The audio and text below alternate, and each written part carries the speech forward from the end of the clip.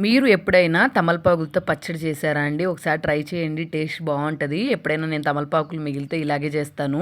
తమలపాకులను రెగ్యులర్‌గా తినకపోయినా ఎప్పుడైనా ఒక్కసారి తినటం వల్ల అయితే హెల్త్ బెనిఫిట్స్ అయితే చాలా ఉన్నాయండి. ఫస్ట్ నేనైతే ఒక 20 తమలపాకులనైతే ఇలా చిన్న చిన్న ముక్కలుగా కట్ చేసుకొని ప్లేట్‌లో పెట్టుకొని పక్కన పెట్టేసుకున్నాను. నెక్స్ట్ ఒక బాండీ తీసుకొని అందులో కొంచెం ఆవాలు, పచ్చెనపప్పు, మెంతులు, జీలకర్ర, మినప్పప్పు, ధనియాలు ఇవన్నీ వేసుకొని లో ఫ్లేమ్‌లో ఫ్రై చేసుకొని పక్కన పెట్టేసుకోండి. ఫ్రై అయిపోయిన తర్వాత అదే బాండీలో కొంచెం ఆయిల్ వేసుకొని పండు మిర్చి వేసుకుంటున్నాను. నేను కావాలనుకుంటే మీరు ఎండుమిర్చి, నార్మల్ మిర్చి ఏవైనా వేసుకోవచ్చు. తర్వాత వెల్లుల్లిపాయలు వేసుకొని కొంచెం ఫ్రై చేసుకొని పక్కన పెట్టేసుకోండి.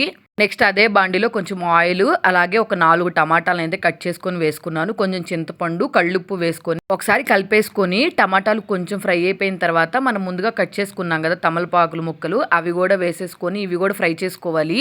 తమలపాకుల్లో ఒక రకమైన ఘాటు వాసన ఉంటుంది కదా! అది పోవాలంటే కన్ఫామ్‌గా టమాటాలతో పాటు వీటిని కూడా బాగా ఫ్రై చేసుకోవాలి. అప్పుడే మనం పచ్చడి తినటానికి టేస్ట్ బావుంటది. తర్వాత ఒక మిక్సీ జార్ తీసుకొని ముందు నుంచి మనం అన్నీ ఫ్రై చేసుకున్నాం కదా! అవన్నీ ఒకదాని తర్వాత ఒకటైతే వేసుకొని ఇట్లాగైతే రుబ్బుకోవాలి మిక్సీలో.